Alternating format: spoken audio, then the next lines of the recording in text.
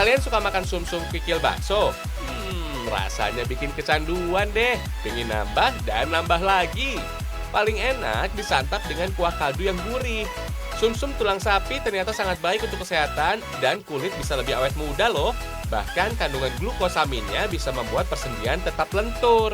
Di Indonesia, tulang sapi biasa dijadikan kuah kaldu. Tinggal rebus aja tulang sapi untuk mendapatkan rasa yang gurih dan nikmat. Tambahkan bakso dan rebus selama 10 menit. Lanjut, potong kikilnya dalam kuah kaldu selama 10 menit, Pems. Setelah itu, potong kikil supaya gampang dimakan. Jangan lupa kasih pelengkapnya. Ada tomat, daun bawang, dan daun goreng. Duh, bikin ngiler aja.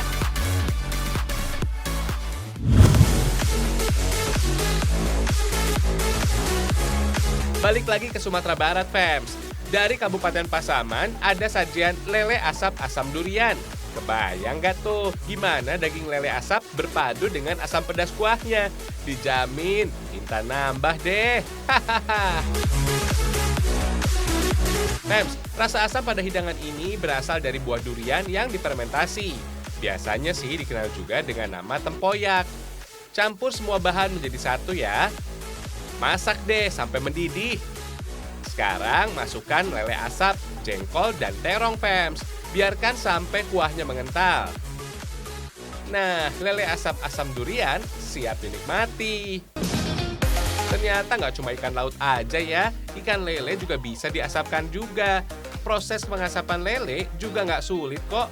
Buang isi perut ikan dan cuci bersih. Baru deh letakkan di atas wadah dari bambu yang sengaja dibuat berjarak dengan api. Nah, panas bara api inilah yang membuat daging ikan lele menjadi cepat matang. Supaya kandungan airnya keluar, tekan-tekan daging lele ya. Biasanya proses pengasapan ini butuh waktu sekitar 8-10 jam, Pems. Biar hasilnya sempurna dan bisa tahan lama. Sip deh! Sekarang ini, Pems, lele makin banyak dibudidaya karena terbilang mudah, terutama di daerah Pasaman. For your info nih, ikan lele ternyata terdapat 20 spesies di Asia Tenggara loh. Bukan cuma bermanfaat untuk kesehatan aja.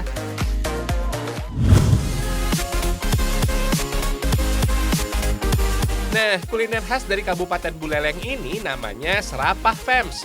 Kuahnya kental dengan cita rasanya yang gurih dan berempah.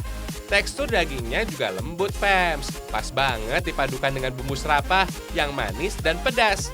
Nafsu makan jadi ngegas deh. Hihihi. Awalnya, Pems, kuliner serapah ini dibuat dengan daging babi. Kemudian diganti dengan daging kambing atau sapi. Bumbu yang dipakai terdapat berbagai rempah. Ada rimpang, cabai, bawang, terasi, gula bali, kelapa, beras, dan daging sapi. Semua bumbu tinggal dihaluskan aja. Kalau minyak atsiri keluar secara maksimal, rasa masakan bisa semakin nikmat. Lanjut, parut kelapa untuk diambil santannya ya. Iris tipis daging sapi rebus deh. Biar lebih enak, pilih bagian daging khas luar supaya lebih banyak lemaknya. Tumbuk beras yang sudah dibersihkan, Pems. Beras ini bisa membuat tekstur kuah serapah menjadi lebih kental, Pems. Nah, ini nih yang jadi ciri khas kuliner khas Buleleng. Sekarang tumis bumbu kuning ya, sampai aromanya keluar. Masukkan deh irisan daging sapi. Biar makin sedap, masukkan santan dan gula bali secukupnya. Aduk sampai rata deh. Sisa santan kemudian dicampur dengan beras yang sudah ditumbuk ya. Kalau sudah larut, masukkan ke dalam wajan. Diamkan sampai kuah mengental deh. Sip, serapah siap disajikan. Selamat makan!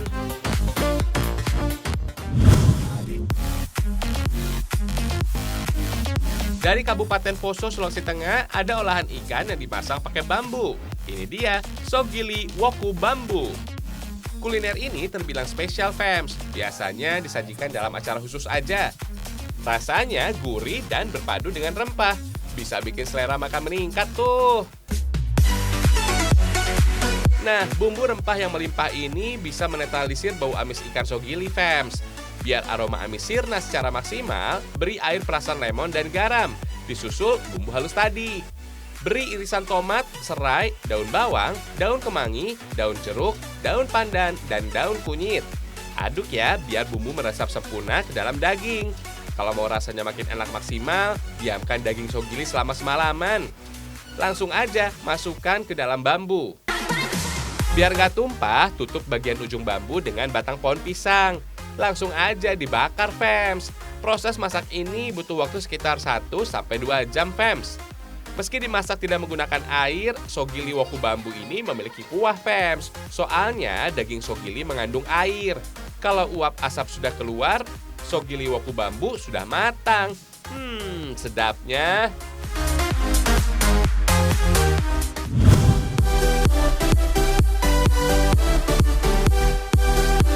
Sedap banget sih. Kenalin ya, ini namanya gulai ambacang. Kuliner khas dari pesisir utara Sumatera Barat.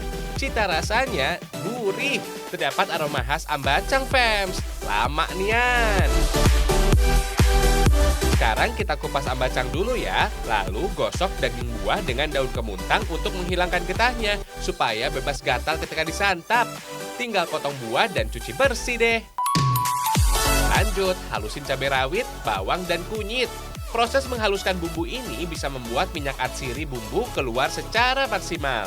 Sedap! Bumbu halus campur dengan santan, fams. Masukkan buah ambacang, disusul dengan daging ikan.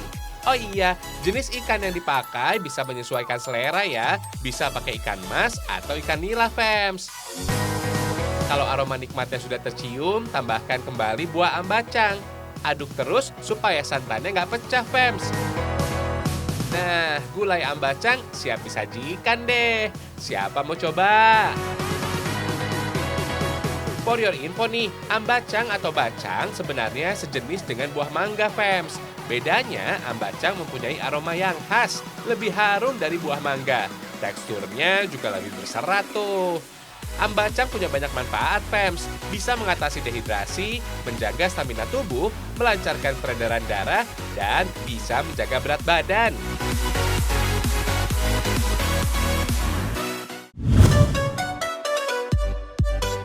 Sate godok ini, fams, asalnya dari Kabupaten Ngawi, Jawa Timur. Rasanya nggak kalah nikmat dengan sate biasanya.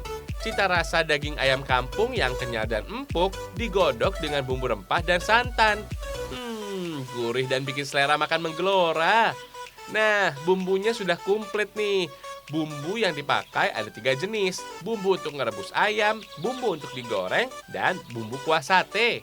Kalau sudah halus, rebus ayam dengan bumbu sekitar 1 jam sampai bumbu meresap dan daging ayam kampung empuk. Lanjut, haluskan bumbu sate. Tumis sampai aroma harumnya menyeruak. Beri air secukupnya ya.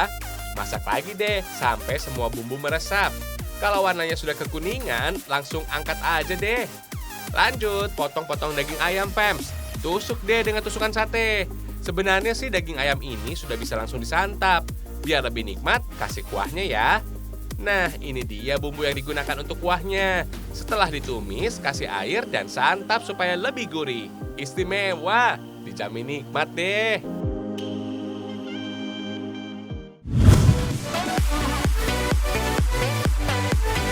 Kalau kalian suka makan pedas, wajib makan kuliner khas dari Kabupaten Pesisir Barat Lampung. Namanya taum iwak urang. Sekilas bentuknya mirip dengan pepes, tapi ikan yang dipakai berasal dari laut, fams. Biasanya ikan laut wajib digunakan adalah iwak urang dan teri. Rasanya sedap, fams. Haluskan semua bumbu, fams. Buat kalian yang suka pedas, tambahkan cabai rawit. Bumbu dicampur dengan daun kemangi dan kelapa tua giling. Kelapa ini bisa menciptakan rasa taum menjadi lebih gurih, harum, dan tekstur yang berbeda. Baru deh masukkan iwak urang yang sudah dibersihkan. Setelah bumbu rata, bungkus dengan daun pisang, fams. Bakar sampai matang deh. Proses bakar ini sebaiknya memakai genteng alias sambam supaya daunnya nggak gampang gosong. Teknik memasak seperti ini sudah menjadi tradisi dan diturunkan oleh nenek moyang. Kalau genteng sudah panas, taruh taum deh. Proses masak ini butuh kesabaran, fams, karena bisa memakan waktu sekitar 2 jam. Maklum ya, api yang digunakan tidak langsung membakar taum. Jangan lupa balik ya supaya matangnya rata. Setelah matang, sajikan deh.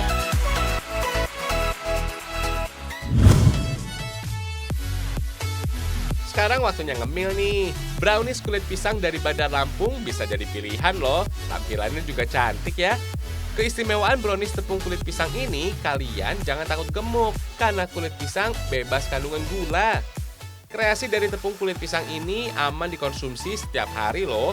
Hebatnya lagi, kudapan ini bisa menurunkan kolesterol hingga 52%. Jangan heran ya kalau tepung kulit pisang ini mulai dilirik oleh Amerika sebagai alternatif pengganti tepung terigu. Kulit pisang yang digunakan nggak sembarangan loh. Hanya kulit pisang yang masih segar atau bagian putih di bagian dalamnya saja supaya mendapatkan hasil yang terbaik. Kalau sudah menghitam, kandungan gizi seperti mineral, karbohidrat, serta kalsium yang didapat juga bisa berkurang tuh. Lanjut, potong-potong dengan ketebalan 1 cm. Biar kualitasnya bagus, semua prosesnya harus steril, fams. Rebus potongan kulit pisang sampai matang dan lunak, biar gampang diolah. Kira-kira butuh waktu sampai 3 hari untuk menjemur kulit pisang yang sudah matang ini. Kalau sudah kering, tinggal digiling sampai teksturnya berubah jadi tepung. Aromanya dijamin nikmat deh. Lanjut, campur telur, gula pasir, dan mentega sampai rata. For your info nih, tepung dari pisang bukan hal baru di Indonesia. Katanya abad ke-19, masyarakat Palembang sudah memproduksi tepung pisang. Kemudian diekspor ke negeri Ratu Elizabeth sebagai pengental sup dan membuat saus. Nah, adonan tinggal dikukus aja deh. Setelah matang, beri varian rasa. Ada coklat, keju, stroberi, dan choco chips. For your info nih, negara Indonesia menjadi negara pengekspor pisang di kawasan Asia. Tanaman ini sangat berkembang dengan baik, dengan iklim Nusantara yang tropis, basah, dan lembab. Biasanya pisang bisa dipanen pada usia 120 hari setelah munculnya bunga, fams. Pohon pisang termasuk dalam tanaman berbiji, fams. Padahal pohon pisang tidak berkembang biak dengan biji tuh, melainkan tunas. Kandungan gizi buah pisang bisa menjaga kesehatan jantung, membantu saluran pencernaan, menurunkan resiko penyakit kanker, dan gangguan ginjal. Mantap!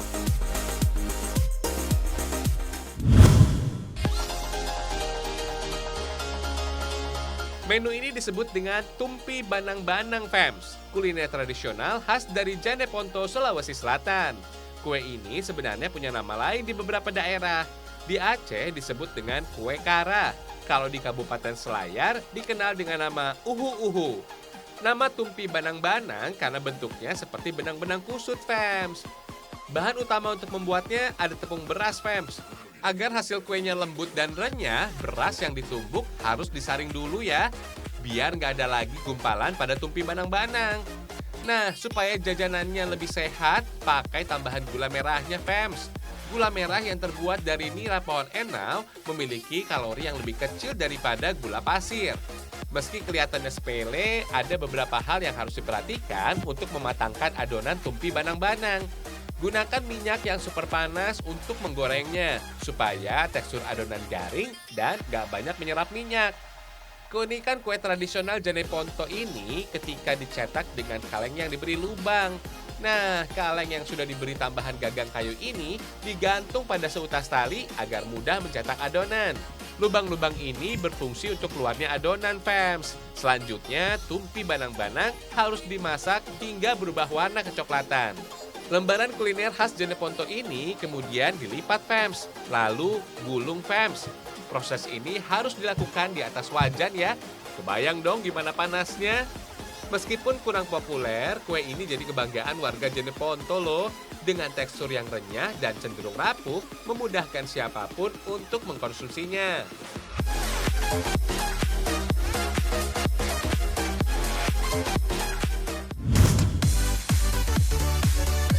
Wah, plafonnya cantik banget, fams. Adem dan bikin makin betah di rumah.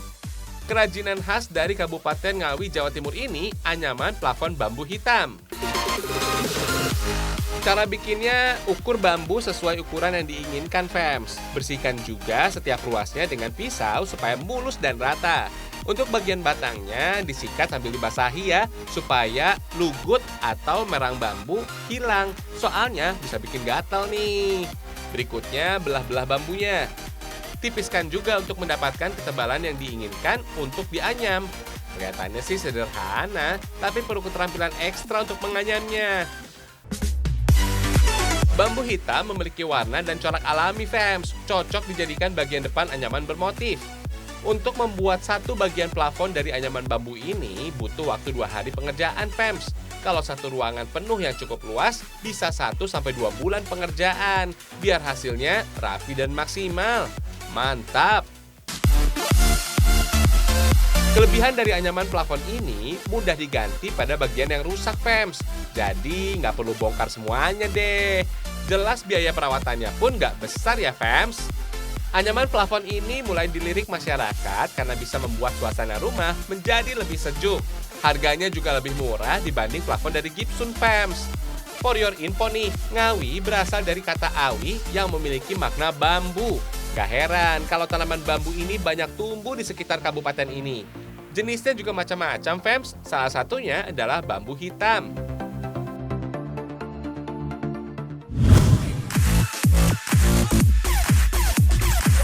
Kalian hobi memakai make up? Jangan lupa pakai bulu mata palsu. Nah, Kabupaten Purbalingga, Jawa Tengah inilah yang menjadi sentra pembuatan rambut dan bulu mata terbesar di Indonesia. Hebatnya lagi, pasar terbesarnya Amerika Serikat, Eropa, dan Asia. Keren! Untuk membuat bulu mata palsu, gunakan jenis rambut sintetis yang didatangkan dari luar negeri.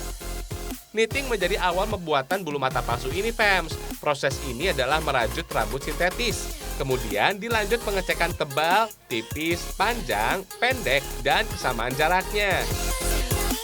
Lanjut, proses pemberian obat khusus untuk menguatkan ikatan rambut serta melenturkan benang atau tulang bulu mata. Supaya rapi, rambut sintetis ini harus digosok dan disetrika.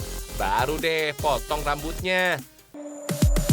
Lanjut, proses penggulungan, fams, yang bertujuan untuk mendapatkan bulu mata yang lentik.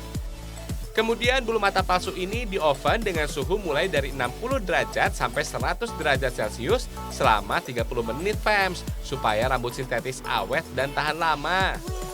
Selanjutnya, proses pemotongan bulu mata untuk menyesuaikan lingkar kelopak mata. Baru deh dimotif sesuai permintaan pasar. Tinggal packing aja deh. Katanya, artis yang menggunakan bulu mata palsu ini adalah penyanyi Katy Perry. Fams, selain bulu mata palsu, Kabupaten Purbalingga juga terkenal dengan kerajinan rambut palsu atau wig, fams. Kualitasnya juga sama, yang terbaik, TOPBGT deh.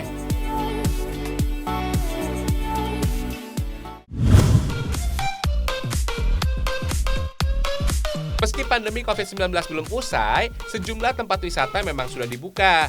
Kita kasih tempat wisata yang recommended ya. Kita main basah-basahan ke air terjun Siburai. Lokasinya ada di Kabupaten Pasaman Barat, Sumatera Barat. Untuk sampai ke sini, kita harus melewati jalan berbatu dan memasuki kawasan hutan. Perjalanan juga harus dilanjutkan dengan jalan kaki, fams. Hitung-hitung olahraga ya. Pemandangan alam di sini keren, fams. Eits, hati-hati ya karena jalanannya licin. Lelahnya perjalanan terbayar dengan pemandangan air terjunnya yang mempesona, fams. Air yang turun dari ketinggian 100 meter ini bikin suasana sejuk banget. Airnya juga bening banget, fams, karena sumber air yang tetap terjaga. Udaranya juga segar dan bikin refresh. Stresnya dijamin sirna.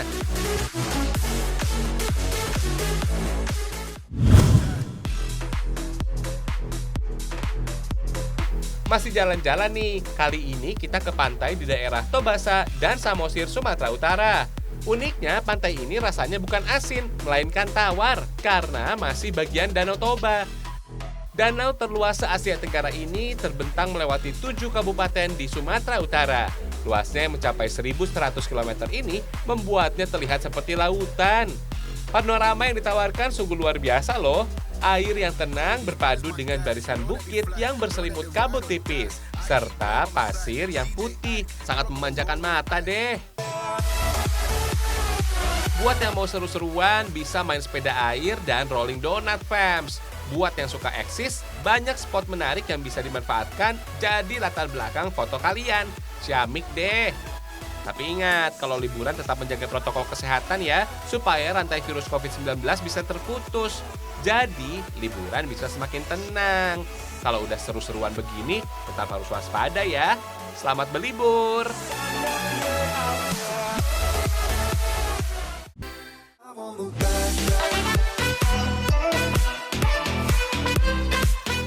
Sudah 30 menit, saatnya berpisah nih. Tetap nonton Ragam Indonesia setiap Senin sampai Jumat ya. Ragam Indonesia, satu Indonesianya, berjuta kekayaannya. Sampai jumpa.